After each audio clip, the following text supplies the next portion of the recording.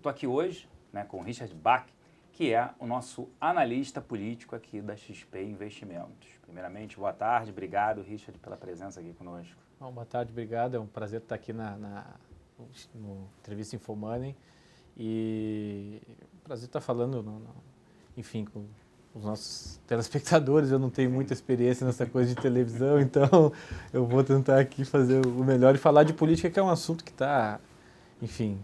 Eu fiquei até de madrugada ontem no plenário da Câmara. Hoje a gente falou de política o dia inteiro, então eu acho que esse é o assunto que está do momento, né? Com certeza, né? A gente vai falar um pouquinho, para quem não me conhece, sou Celso Plassi, estrategista-chefe da XP Investimentos.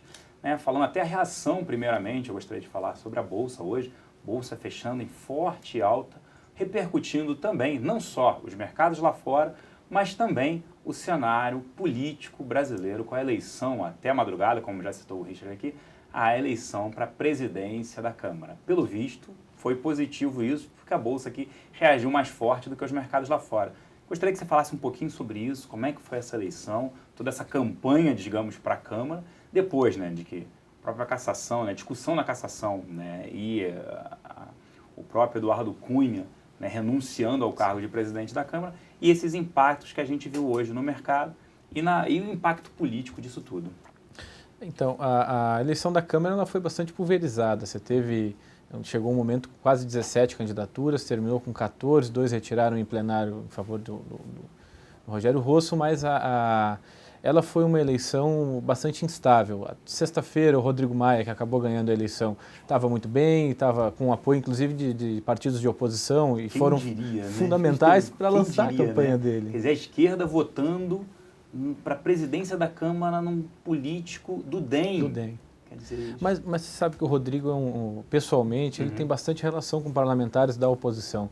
E o Rodrigo é visto pela oposição como um cara cumpridor de acordos, como um parlamentar que cumpre acordos, que faz esses acordos, tem bastante facilidade em transitar na oposição e de cumprir esses acordos. Você diria, você diria que ele é um conciliador? Ele é bastante conciliador, o Rodrigo.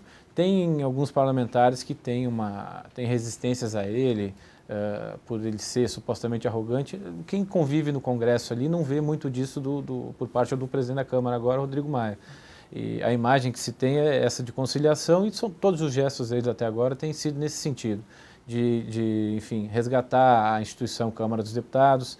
E eu pessoalmente acho que ele tem boa capacidade para fazer isso, seja por como ele se elegeu, uma votação bastante expressiva e o crescimento que ele teve do primeiro turno para o segundo, bastante expressivo mesmo, seja porque a oposição, desde o primeiro momento, teve ali essa coisa toda do Marcelo Castro, mas eles ficaram, bastante setores da oposição, PDT, PCdoB e parte do PT, continuaram com o Rodrigo.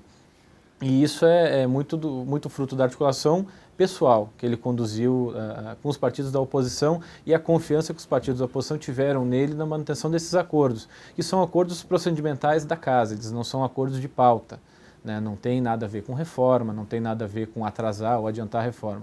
A oposição viu no Rodrigo, primeiro, essa capacidade de cumprir acordos, uma candidatura que se diferenciava do Eduardo Cunha, que ficou muito mais representado na candidatura do Centrão e do Rogério Rosso, né? E esse respeito democrático na casa, que sempre foi uma prática. Você teve períodos agora nos últimos momentos da Câmara que não fugiram um pouco essa regra, mas sempre foram uma praxe, inclusive quando o PSDB governava o país, você sempre teve uma espécie de convivência democrática mais larga, né? mais forte. Quer dizer, a CUT sempre protestou no parlamento, os índios sempre entraram, e nesse período Eduardo Cunha você teve muita restrição. Né? E essas pessoas são, no final da conta, a base social da esquerda que está no parlamento. Se elas não entram lá, a esquerda fica muito enfraquecida. Então, qual que é o primeiro grande compromisso que a oposição pediu para o presidente da Câmara, Rodrigo Maia?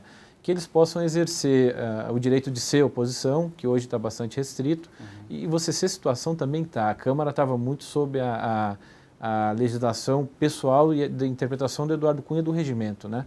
E agora você volta um pouco para a origem mais legal do regimento, deixa de ter mais arranjos. O Eduardo Cunha tinha por hábito combinar um artigo com outro artigo, ele mandava a polícia da Câmara fechar as portas. Então, foi uma presidência bastante conturbada para a oposição, para os aliados dele, e termina como termina também um pouco por isso, sabe? o Eduardo Cunha foi um presidente problemático. Né? Foi polêmico. Bastante polêmico. Você não vê isso no Senado, por exemplo. O Renan Calheiros se mantém lá porque ele faz uma coisa que o Rodrigo Maia se propõe a fazer, que é tratar os partidos de acordo com o tamanho que tem, né, e com o que representam na Câmara e democraticamente. Isso é o mais importante no parlamento. Isso tem muito valor, essa convivência ali, ela pacifica até mesmo para votações, né?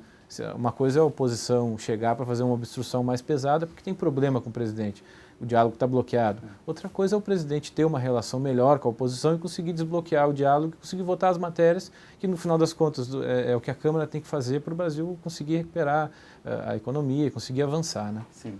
E quem perdeu e quem ganhou nessa eleição ontem, né? Quais partidos que ganharam, quais que perderam, quais que saem muito mais fortalecidos, e aí a gente está olhando, esse ano tem eleições municipais, Sim. Então é importante essa parte também, mesmo que seja Câmara. O primeiro grande derrotado nessa eleição toda é o Eduardo Cunha, isso é incontestável, né? Ele já tinha sido derrotado na CCJ nessa mesma semana, 40 votos a 11, um requerimento de adiamento, ou seja, já convive com a derrota ali tem alguns dias. E ele foi o grande derrotado. Ele era o dono do Centrão, daquele conjunto de partidos que o DEM participou por algum período, deslocou um pouco do PSDB no começo do ano passado, e agora você tem a formação de um novo bloco político na Câmara, que é muito importante, que eram partidos que andavam já na antiga oposição, que agora, enfim, eles podem criar uma determinada hegemonia na Câmara. Não acho que seja uma hegemonia como do último período, porque o Eduardo Cunha tinha outros instrumentos, inclusive, para segurar os aliados dele, para ameaçar os aliados dele. Vai ser uma hegemonia mais política, uma hegemonia mais do diálogo. Então você tem o Democratas, que, enfim, o Democratas tem um ressurgimento no último período, nos últimos 12 meses, que é impressionante, né? De partido que quase acabou, Sim. Agora é o partido que está presidindo a Câmara dos Deputados, tem ministério importante. Tem um partido com 28 deputados, que na pulverização da Câmara é uma bancada expressiva. E, enfim, era o partido que estava acabando, né? Discutiam quando só. Conseguiu se reinventar nessa crise aí política e econômica. E é governo, enfim, tem um papel importante na construção, tanto da recuperação da economia quanto da própria democracia, né? No próximo período no Brasil. Mas o Eduardo Cunha é o grande derrotado, né? E o Lula ficou no meio do caminho, porque ele apoiava o Rodrigo Maia, perdeu com o Marcelo Castro e depois passou a conduzir a oposição a votar no Rodrigo Maia no segundo turno. Então o Lula ficou agridoce nessa situação aí. O grande vencedor disso tudo é o governo. O presidente Michel Temer teve uma condução bastante equilibrada no processo todo. Teve no começo do processo, por parte de alguns setores do Palácio, uma espécie de afobamento ali na campanha do Rogério Rosso. Estavam pedindo posicionamento. Isso, né? Tinha muita exigência disso. E complica para o Palácio, porque o Palácio tem muito poder, né? Nesse tipo de disputa, é muito importante. Então tem uma exigência sempre. Mas o Palácio conseguiu equilibrar bem, especialmente no último dia, essa coisa entre o equilíbrio entre o Rogério Rosso e o Rodrigo Maia. O que ofereceu isso para o Palácio? Agora você pode dizer que foi um erro tático, mas no dia não tinha como você avaliar assim. O Marcelo Castro, a candidatura do PMDBista Marcelo Castro. Por quê? Ofereceu uma janela para o Palácio do Planalto interferir na Câmara na disputa, né? Nesse trabalho do Palácio de desidratar o Marcelo Castro, quer dizer, não tem vácuo em política, não existe espaço vazio. Você tira votos de Marcelo Castro, eles vão para outro lugar. Ou seja, foram para as outras duas candidaturas da base, Rogério Rosso e Rodrigo Maia. E isso ofereceu uma alternativa para o Palácio do Planalto. Trabalhar essa desidratação sem, em tese, ajudar ninguém ou favorecer ninguém de forma mais direta. Escolher, né, diretamente. Exato, mas conseguindo favorecer uma candidatura, as candidaturas de segundo turno, as duas do Palácio. Quer dizer, quem ganhasse, o Palácio estava muito bem representado ali, porque são dois deputados que são muito governistas, são bastante ligados ao governo, bastante ligados ao processo de impeachment, o Rodrigo Maia do DEM e o Rogério Rosso, que presidiu a comissão de impeachment na Câmara. Então foram deputados importantes em todo esse processo, que tem representação importante no governo e que conduziriam a pauta do governo ali muito alinhados ao Palácio do Planalto. Então, isso que você tem hoje. O reflexo disso para a eleição municipal, na verdade, a eleição municipal reflete mais na Câmara, né, nesse momento. Isso atrapalha, por exemplo, a aprovação da PEC do teto de gastos, porque como ela desvincula a educação e saúde, né, do orçamento, ou seja, os políticos têm bastante dificuldade de votar isso antes das eleições municipais, até porque os petistas vão fazer, a esquerda no parlamento vai fazer oposição a isso, está confortável para fazer oposição a isso, e se eu sou, Celso, um parlamentar do PT, eu ia esperar que o meu adversário, o partido dele, votassem a favor de tirar a educação e saúde, porque é um discurso que tem um viés, às vezes, bastante populista, né? Mas é um discurso que a população compra com muita facilidade, porque educação e saúde é o que todo candidato promete, e você fica, se o seu partido votar essas matérias antes da eleição municipal, de uma forma ou de outra, você fica fragilizado, né, na disputa. Então, o melhor dos mundos para o PT seria que o presidente Michel Temer enviasse reforma da Previdência, reforma trabalhista, votasse o teto de gastos, tudo agora, né? Porque para a eleição municipal ele ganharia o discurso, uma sobrevida de discurso, né? Não é o que vai acontecer. A Câmara começa a ficar mais restrito o funcionamento dela. Agora vai ter o recesso branco, depois volta em agosto, vai funcionar 2 semanas, o Senado funciona um pouco mais por causa do impeachment da Dilma, mas funciona já... Olimpíadas. Vai respirando por aparelhos, né? Porque a Olimpíada atrapalha, depois tem eleição municipal. Setembro é um mês para as eleições, estão muito próximas. Essa é uma eleição curta, né? E tem muito parlamentar que é candidato ou que está, enfim, jogando a sua próxima candidatura agora, porque elege prefeitos e vereadores que vão votar nele nas próximas eleições. Então, o calendário da Câmara, a eleição municipal atrapalha bastante. Vai voltar com força total mesmo em novembro, depois do segundo turno das capitais, porque os principais parlamentares, deputados e senadores vão estar, enfim, 100% envolvidos nos seus estados, né? E aí a cabeça do parlamentar, quando tem eleição, é voto, quer dizer, todo o resto, a economia, a pauta, tudo mais pode esperar, eles simplesmente não vão. Então, olhando isso, quer dizer, eu até dei uma declaração que foi bem polêmica, falando que se o pessoal perguntava bastante, poxa, o Temer está vindo com muitas medidas populares, como aumento do próprio Bolsa Família, aumento, né, de gastos, ele fala de corte de gastos, mas para servidores, o aumento de salário para servidores, e medidas, entre aspas, impopulares, ele ainda não veio com essas medidas ainda. Só se fala, não, vamos fazer isso, vamos fazer a reforma da Previdência, a reforma trabalhista, a reforma política, mas de fato nenhuma reforma ainda surgiu. Muita gente me questionou isso, a mídia perguntando, poxa, você acha que só vai vir depois? Eu falei, quando é que vão vir essas medidas? Eu falei, primeiro, após ele ser efetivado no cargo. Como é que ele vai vir com essas medidas impopulares sem estar como efetivo presidente da República? Isso a gente está falando final de agosto, daqui a um pouco mais de um mês. E quando ele virá? O problema, essa discussão até do mercado financeiro é essa, a Bolsa sobe muito com as expectativas, mas dificilmente a gente vai ter uma concretização, uma votação ainda esse ano. Eu queria que você falasse um pouco sobre isso. Quer dizer, que reformas devem surgir? Quais provavelmente são as prioridades? Hoje o Eliseu Padilha estava falando mais cedo que a número 1 é a reforma da Previdência, aí tem trabalhista, tem a fiscal. O que reformas devem vir primeiro e quando, por acaso, elas devem ser votadas, né? Sim, a primeira grande reforma, a única, aliás, que está no parlamento é o teto de gastos, né? Sim. E está parado. Vamos, para ser justo, não está parado por causa do governo, por culpa de alguma desarticulação da base, mas sim por causa do Eduardo Cunha, que ficou trancando a CCJ, onde tem que votar admissibilidade, e não conseguiu. Agora que a pauta está destrancada, mas aí você entra no recesso. E depois você tem essa dificuldade política por causa da eleição municipal. O governo tem essa pauta, teto de gastos, reforma da Previdência, reforma trabalhista, mas não tem avançado muito. Essa situação de interinidade atrapalha bastante, até mesmo privatizações, né? Sim, o programa de privatizações não consegue fazer, né? Essa situação fragiliza bastante. As medidas que o governo tomou até agora, do ponto de vista econômico, elas têm divergência forte e divergência razoável. Você está com um país com um rombo altíssimo e está aumentando Estado, né, no final das contas. Né, não é o ideal. Agora, do ponto de vista político, elas fazem sentido.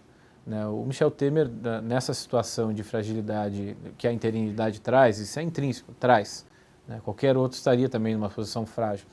Ele teria dificuldades com greve no judiciário, na procuradoria, greve no serviço público, no legislativo federal, legislativos estaduais, porque isso vira cascata no final das contas para os estados. No executivo ele teria dificuldades com greve e eles têm muita preocupação no Palácio do Planalto com esses ruídos que são ruídos politicamente evitáveis. Né? E o que é política no final das contas? Você não faz política sem gastar. Não tem como governar sem gastar. Você tem que gastar bem e direcionar bem isso. Você gasta um pouco mais, um pouco menos. O que o Congresso fez? O Congresso deu um cheque de 170 bilhões para o governo. Uhum. Né? Todo mundo tratava isso como um grande desafio do governo. E a Zeina e eu dizendo, não, isso não é um desafio. O Congresso também vai aproveitar esse déficit maior. Esse dinheiro vai para os deputados e senadores também. Só para explicar, esse 170 bi, o pessoal está de casa, representa nada mais nada menos que o déficit fiscal, né? Quer dizer, o Congresso ter aprovado a utilização do governo que possa gastar mais do que arrecado. 170 bi, você pode gastar mesmo não arrecadando isso. No vermelho. No vermelho. Cheque especial. Né? Se você está em casa, você não... acabou o seu orçamento, você vai no banco e faz um empréstimo. Né? Então, isso para o parlamento é bom. O parlamento sempre vai votar esse tipo de coisa, porque esse dinheiro volta em forma de emenda parlamentar, recurso para município. O parlamento pode votar aumento de salários, que é uma coisa que naturalmente... Mas o parlamento brasileiro é um parlamento que enfim, não tiver uma agenda do governo, e aí você não tem ainda uma agenda forte do governo lá, e já não tem desde a Dilma, tem 1 ano e meio que o governo não tem agenda no parlamento, mas é um parlamento que vota gasto. Né? Então a importância do governo ter uma agenda, primeiro, é essa. Você bloqueia o parlamento brasileiro de votar gasto, de aumentar gasto para o governo federal. A segunda coisa, essas matérias elas são naturalmente muito difíceis de serem aprovadas, especialmente o que é a emenda constitucional, que é a reforma da Previdência, mesmo fatiada, mesmo que você divida os assuntos e envie para lá de forma separada, que elas compõem no bojo uma reforma, mas elas são matérias difíceis de serem aprovadas. Elas têm um quórum alto, elas têm uma burocracia legislativa que é muito forte e isso não é ruim do ponto de vista de país, porque você tem, regra, né? Não, e você tem 50 mil proposições lá na Câmara que, enfim, num dia você ia autorizar uma coisa, no outro dia você teria que proibir aquela coisa, se fosse muito fácil votar a lei. Né? Então isso é uma coisa saudável. Agora a economia precisa de mais velocidade. Né? Mais velocidade você tem se você tem uma base do governo muito forte. Porque ela consegue encurtar prazos também dentro da legalidade, né, consegue fazer com que as presidências e relatoria das comissões elas andem mais rápido, elas coloquem quórum mais rápido, votem mais rápido. Então, esse prazo vai depender, primeiro, dessa burocracia legislativa, que é muito grande, tem prazos definidos, ela demora mesmo, e a segunda coisa, do quanto o governo vai conseguir se organizar. Tem uma boa possibilidade do governo conseguir organizar uma base forte lá no parlamento. Aí as pessoas comparam muito um governo com o outro. Eu acho difícil você fazer isso porque a situação do Michel Temer ela é muito específica. Né? E essa situação específica traz uma dificuldade, que é de uma base extremamente desorganizada, né, que perdeu seu líder, Eduardo Cunha, especialmente o Centrão, e o governo vai ter que primeiro crescer para cima desse Centrão e fazer essa relação. Né? Claro que apoiado com o Rodrigo Maia, mas o governo tem que fazer isso, porque você tem disputas na Câmara e elas vão continuar. Né? E o Rodrigo é parte dessa disputa por um flanco. E até lembrando, desculpa te interromper, mas até lembrando que o prazo, né, o tempo de mandato do Rodrigo Maia é de 7 meses. Também outro, muito pouco, mas tem que aproveitar esse prazo. Quer dizer, você não consegue fazer nada. Tem uma mudança no presidente da Câmara, ele não consegue se reeleger, o Rodrigo Maia vem um outro, vem de repente a oposição, pode sim trancar um pouco a pauta, né? Pode. As bases das reformas que vão ser votadas no ano que vem, ou encerradas suas votações no ano que vem, elas são lançadas esse ano. Você já tem o teto de gastos, a Previdência vai depois da eleição municipal, segundo o governo anuncia. Você acha que a Previdência deve ser lançada depois das eleições? Eu acho que sim. Esse ano, então? Ainda esse ano. É muito difícil o governo lançar antes da... Eu não acredito, por exemplo, nessa tese de que o governo ainda não tem um texto. Se você olhar no Ministério da Fazenda, eles são capazes de fazer 10 textos para todos os gostos, né? Até porque o Ponte do Futuro, o relatório que o PMDB veio apresentar da economia, foi feito no ano passado. Exato. Não é uma coisa de agora. É um momento político. É mais a discussão, que sindicatos não aceitam isso, mais ajustes, eu acho, do que qualquer outra coisa. Mas, Celso, eles fazem uma coisa muito inteligente, o governo federal, o Palácio do Planalto. Você está lidando com outras inteligências hoje lá. São pessoas que têm uma compreensão do momento político muito mais apurada do que o governo anterior, né? E eles jogam com isso muito bem. Eles são muito bons, no final das contas é isso. O que eles fazem com os sindicatos? Primeiro era 30 dias. Sim. Vamos apresentar um texto em 30 dias. O que eles fazem? Os sindicatos não querem apresentar, Claro. né? E o governo sabe que não querem e fica mantendo essa relação, porque não pode apresentar, o governo interino. Fragiliza muito, né? Eles não são economistas, eles são políticos. Onde está a cabeça deles hoje? No impeachment. A pauta do governo principal hoje é evitar danos, e aí o Michel Temer, a pessoa como presidente, ele faz uma coisa inteligente que o que todo político, ele não inventa a roda, primeira coisa, né? Ele não vai para o fundo com toda a convicção do mundo, ele pergunta, negocia, volta atrás, isso é uma coisa importante. Mas ele faz o que todo político experiente nesses momentos muito indefinidos faz, que é pouco ou nada. Porque quanto mais o governo se mexe lá em Brasília, mais problema ele arruma. Né? A votação aqui que você tinha que ter cumprido determinado acordo não consegue, aí rebela para lá, rebela. Então não vai mandar reforma agora, porque se você mandar, você vai brigar com o PT, vai dar discurso para o PT. O discurso dos sonhos do PT seria o Michel Temer, o golpe, né? Parou um pouco, nem o PT aguenta mais, isso está muito chato. Mas o golpe foi dado para tirar o seu direito, o golpe foi dado para o seu filho não se aposentar. Ia ser o discurso dos sonhos, né? Então eles não vão dar esse discurso. E as coisas hoje, lá em Brasília, elas têm sido mais feitas no cálculo político do que no cálculo do orçamento ou da economia. E do ponto de vista político está corretíssimo. Isso não está errado e está adequado ao momento político de Brasília. A economia o time é totalmente diferente. O tempo totalmente. É do político, do econômico é totalmente diferente. A Bolsa antecipa um momento, o dólar em queda, a Bolsa para cima, antecipa uma expectativa de melhora da confiança dos agentes, dos empresários, da indústria, dos consumidores. E é que hoje, quando você olha para a economia, a gente enxerga uma previsibilidade, um planejamento que antes com ela a gente não tinha. Eu até vi uma declaração da presidente afastada Dilma dizendo que se ela voltar, ela mantém a equipe econômica. Quer dizer, chega a ser um absurdo uma declaração como essa. Ou seja, eu aceito que estava errada e agora o que eles estão fazendo está certo. E a gente até, eu pelo menos particularmente, acredito que o impeachment vai ser declarado, votado, ele permanece. E eu tenho até uma opinião mais positiva com esse cenário. Quer dizer, que é de confiança, que vai trazer, e tenho quase que certeza que o Temer ele quer deixar um legado, ele quer ser lembrado daqui a alguns anos que foi aquele presidente que teve coragem para vir com medidas impopulares e necessárias. E, infelizmente, o Brasil, ele só consegue implementar mudanças em momentos de crise. Crise é igual oportunidade. Mas em momentos que está tudo indo bem, ninguém implementa mudanças ou reformas impopulares. Só em momentos ruins. Acho que a população entende um pouco isso, que sofre no bolso, sofre com desemprego também, né? Para ilustrar essa coisa da diferença do tempo político para o tempo da economia, naquela segunda-feira que o Valdir Maranhão ele anulou as sessões do impeachment, né, nós falamos com muita gente, né, bastante gente de mercado, bastante preocupada. E agora? E agora? A decisão é muito ruim, ela vai cair. A gente não sabe se vai cair na Câmara ou no STF, mas vão anular. Mas eu fui falar com um parlamentar do partido dele para perguntar o que fariam com ele. Eu falei, e agora? O que acontece com o Valdir Maranhão? Né? Vai continuar presidente? Não continua? Ele disse, não, tem algumas opções para tirar ele. Uma delas é você cassar o mandato dele. Aí eu perguntei, mas deputado, esse deputado até postulava o lugar dele na primeira vice. Eu disse, mas deputado, como é que é isso? Caça rápido? Funciona rápido? Ele falou, não, é rápido, 60 dias está resolvido. Então, quer dizer, 60 dias lá é sumário, Celso, é sumário. É uma pra coisa... gente não, para o mercado não. O mercado em 60 dias foi, voltou. É eternidade. Mas esse é o ritmo Brasília, assim, isso é muito rápido lá. É uma matéria votada em 60 dias, nossa, é um recorde. Então, a Dilma não tem a menor condição. E eu acho que quem não ficou nada satisfeito com ela dizer que manteria a equipe econômica é o próprio Lula, né? Ele sugeriu o Meirelles para ela o ano passado inteiro.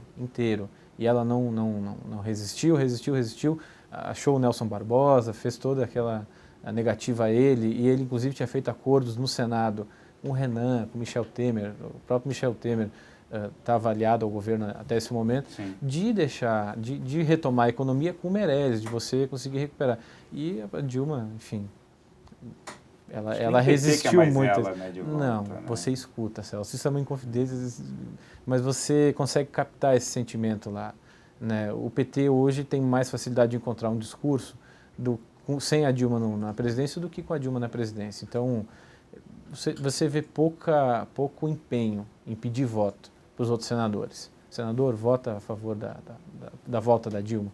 Você vê pouquíssimo isso. O crowdfunding, né, que é pegar a vaquinha para poder viajar e pedir votos. Falando um pouquinho rapidamente de Lava Jato, né, o que você acha, o impacto nesse governo? A gente viu 3 ministros aí saindo. É óbvio que tem uma diferença. Quando você tinha um governo da presidente Dilma, a presidente afastada Dilma, no governo o indiciado, tudo isso, ele não saía, ele não pedia para sair, ele continuava no cargo. Hoje você tem pelo menos agilidade, ele não precisa o Temer falar, você vai sair.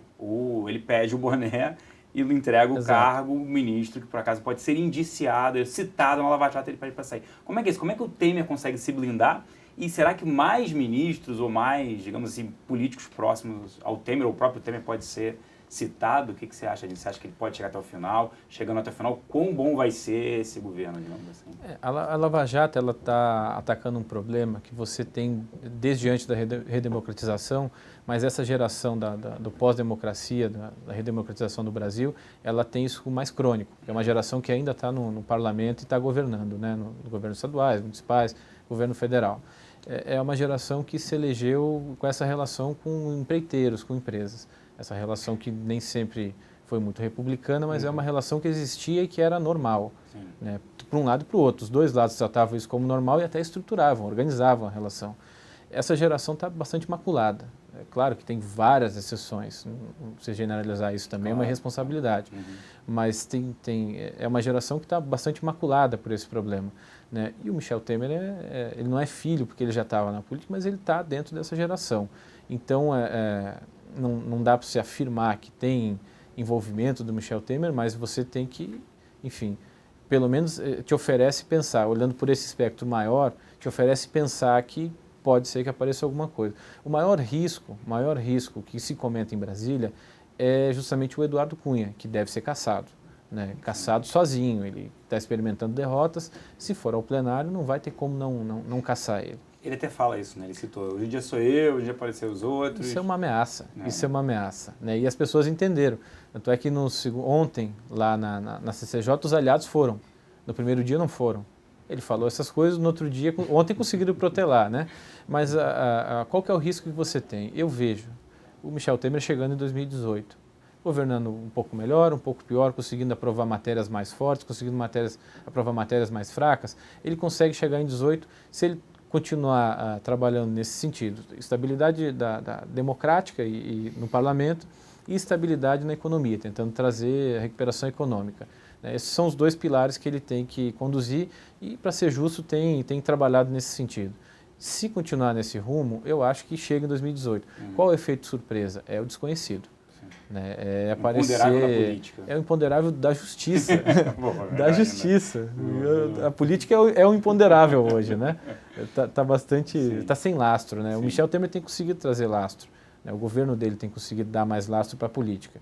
Agora, na Lava Jato você não tem como antecipar o que acontece.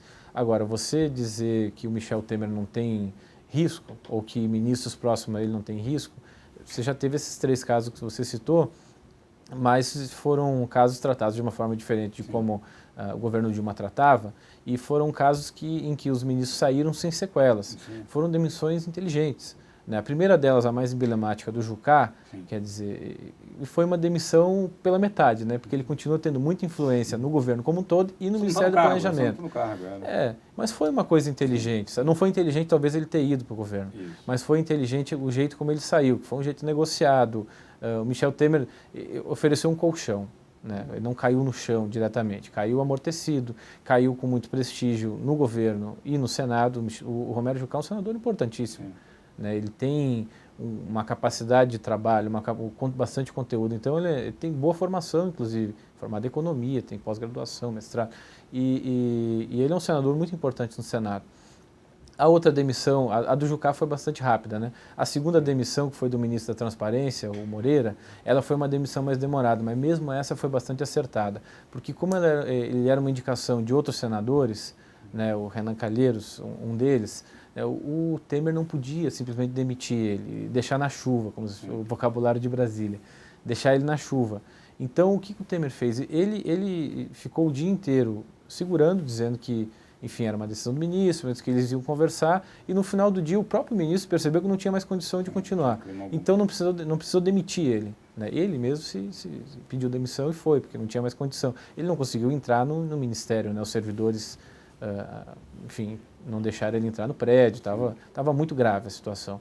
Então, o jeito como o governo tem tratado isso é o jeito correto, porque manda a crise do Jucá com ele para o parlamento, sim, tirou do outro, quer dizer, a do Henrique Eduardo Alves.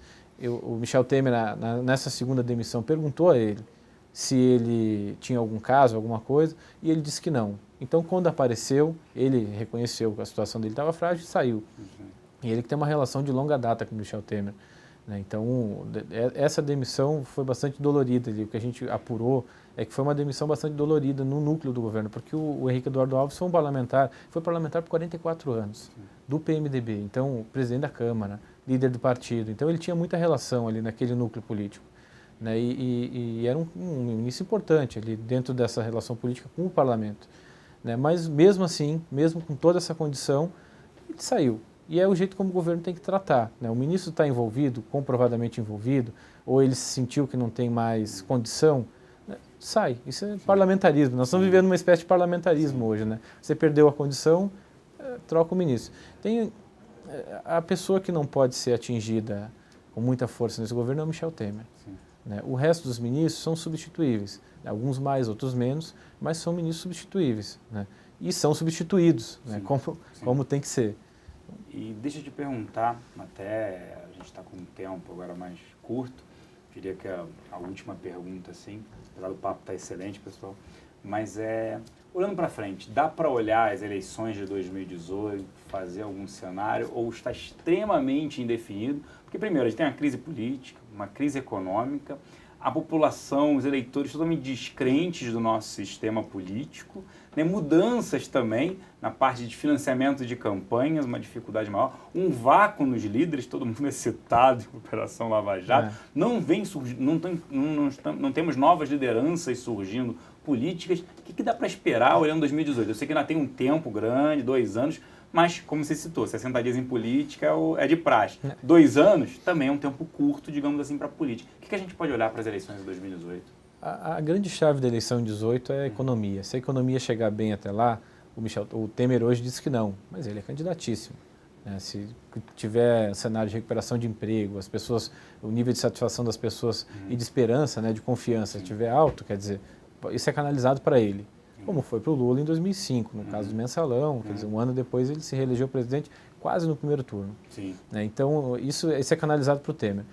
Isso com uma economia, enfim, resolvida, né? Conseguiu votar muito bem no parlamento, conseguiu avançar nas questões com bastante coragem e conseguiu, ou está conseguindo resolver.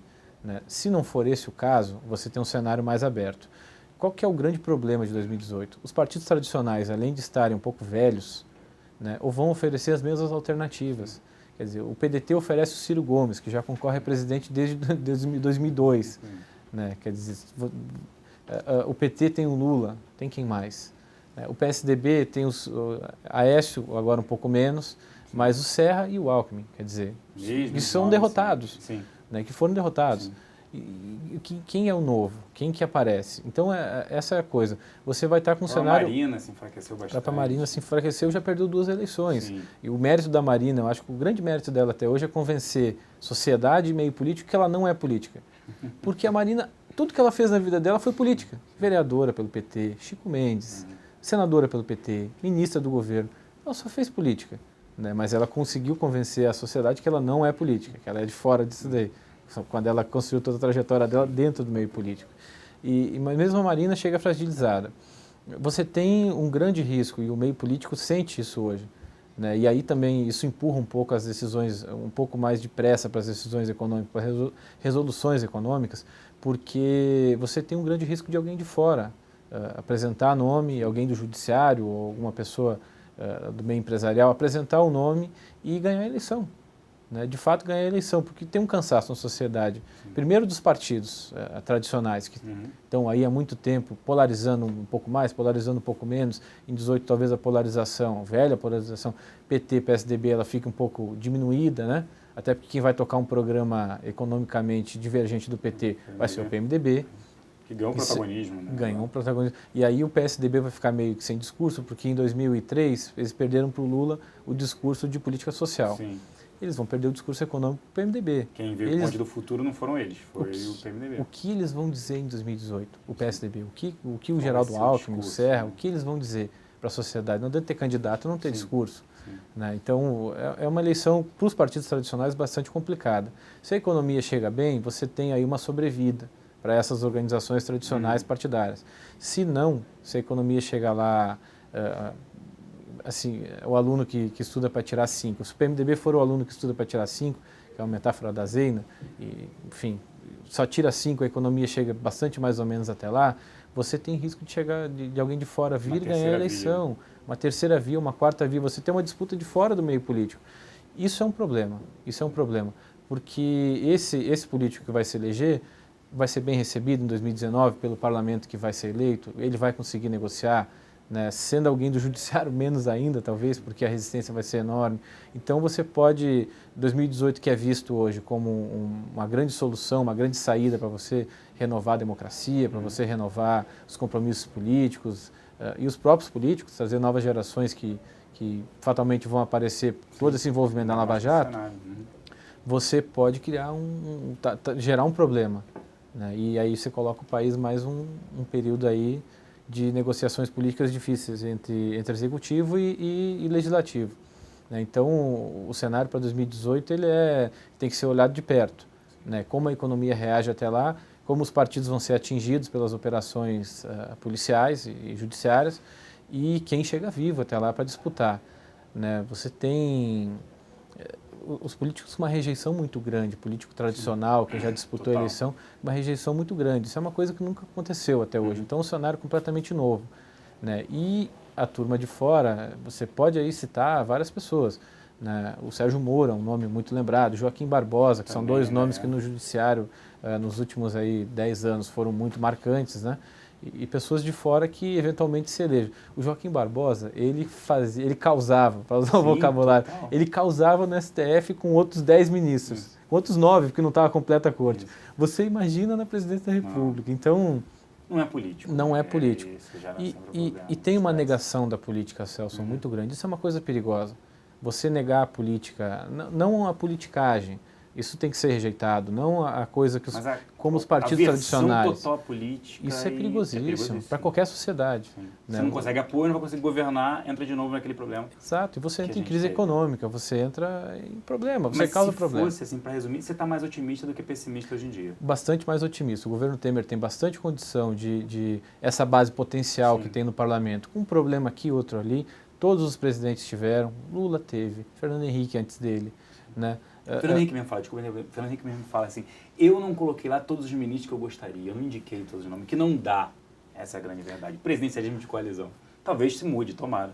Mas no livro dele ele fala isso, ele teve que colocar um por causa do Estado tal, contrariou o outro. Fernando Henrique teve problemas com o parlamento, com o ACM, o Antônio Carlos Magalhães.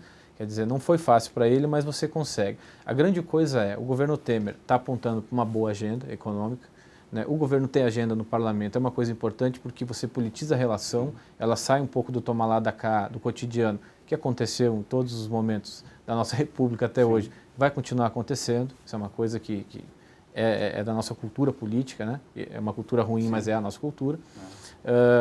Mas você politizando essa relação, trazendo uma pauta para ela, você dá sentido para esse tipo de negociação, a primeira coisa, e consegue avançar. No final do dia, historicamente, quando o governo tem agenda no parlamento, agenda sem fazer mérito. Em 2012 a agenda Dilma passou toda. Sim. Petrobras, setor elétrico, passou tudo, todo mundo votou. Né? Então a agenda e governo no parlamento é uma coisa muito forte, são coisas muito fortes. Se o governo tem uma agenda, ele consegue, no final do dia, o parlamento gritando, rejeita uma parte, negocia outra, mas no final do dia, no frigir dos ovos, consegue aprovar. Então eu sou mais otimista porque você tem bons operadores no Palácio do Planalto que conhecem o Congresso profundamente, O Michel Temer foi presidente da Câmara 3 vezes, em câmaras muito melhores do que essa que você tem, né? Em câmaras muito mais qualificadas, né? Ele conseguiu construir acordos para se eleger. Então, acordo é uma coisa que ele sabe fazer. E você tem uma equipe econômica que sabe o que está fazendo, sabe qual é o remédio, sabe qual é o tamanho do remédio. Então você tem operadores melhores, elaboradores melhores e um Congresso que está propício a você construir maiorias, né? Brasília entrega do jeito as matérias, aliás, não só do mercado, mas Brasília entrega para o Brasil, nos últimos anos, as matérias do jeito que precisa, do jeito que tem que ser, na velocidade que tem que ser? Não entrega. O meio político não oferece isso. Vai oferecer a partir de hoje? Não, mas vai oferecer. Oferece alternativas. E você ter contratado, como você tinha, um desastre econômico, um desastre parlamentar, porque o governo Dilma não conseguia fazer maiorias, nem para aprovar medida provisória mais, que é um quórum simples de quem estiver presente, você ter um governo que consegue negociar maiorias para aprovar reformas difíceis, reformas impopulares, é de você ficar mais animado, sim, porque você tem perspectiva, né? Você tem previsibilidade nos dois cenários. Sim. Era muito previsível que ia dar tudo errado com a Dilma. E com o Michel Temer você consegue ter mais previsibilidade porque você sabe para que lado vai o governo, né? Com um temperinho aqui, de um reajuste aqui, um outro gesto político lá, porque, enfim, tem que governar, faz parte da relação. O ministro Jucá, o ex-ministro Jucá, que é um ministro importantíssimo, fortíssimo e tem conteúdo, defende a Ponte Futuro, foi um grande defensor dos reajustes salariais. Sim. Então, você tem esse tipo de coisa no Congresso, vai ter. Isso acontece. Agora, no macro, é importante porque você tem reformas que serão apresentadas por uma equipe econômica bastante competente e que tem uma equipe política no Congresso que vai conseguir fazer isso avançar. Um recuo aqui, um recuo lá, avanços e vai conseguir votar esse tipo de matéria no final das contas. Infelizmente vou ter que encerrar, o papo estava ótimo aqui, por mim me alongava mais. O que fica de resumo disso tudo aqui para vocês? Nós soltamos reportamos, né, um relatório no início de maio, acreditando sim que o governo Temer tem tudo, o bolso estava ali 49, 48 mil pontos, tem tudo sim para aprovar algumas reformas, tem previsibilidade, tem um planejamento e tem um Congresso um pouco do seu lado. Agora com a votação, né, presidência da Câmara, a entrada do Rodrigo Maia, sim, isso fica um pouco mais previsível, por isso que o Bolsa hoje 55 mil pontos, o dólar para baixo, tem diversos investidores estrangeiros, nós temos escritório em Nova York, Miami, que falam isso. Eu só vou entrar quando o Temer deixar de ser interino para ser efetivo. E aí tem licitações de concessões, portos, rodovias, ferrovias, que deve continuar atraindo um fluxo, né, de dinheiro para o Brasil, de capital para o Brasil. Até porque diversos países no mundo têm o juros real negativo. Então, para cá, a gente ainda tem um juros extremamente elevado, né, um banco central mais focado em trazer essa inflação para baixo, cresce a confiança e reativa a roda, né, da economia. Isso tende a melhorar. Então a gente também está otimista, acredita que aprovando alguma parte das medidas, Bolsa 60 mil pontos é o nosso relatório de maio, Bolsa já está 55. Conseguindo aprovar mais medidas, indo mais além, Bolsa poderia ir sim a 70 mil pontos. A gente está um pouco mais otimista e vale a pena aproveitar esse tipo de oportunidade. Eu vou ficando por aqui, agradeço novamente sua participação. Quando estiver de novo aqui por São Paulo, por favor, atualize a gente com a parte política, que é extremamente interessante. Hoje, o que está movendo o mercado é a parte política. Obrigado. Obrigado, Celso. Prazer. Obrigado. Eu vou ficando por aqui. Uma boa tarde a todos. Esse programa, lembrando, que é também gravado para quem não conseguiu pegar ele. Um grande abraço. Eu fico por aqui com Entrevista Infomoney. Até lá na próxima entrevista.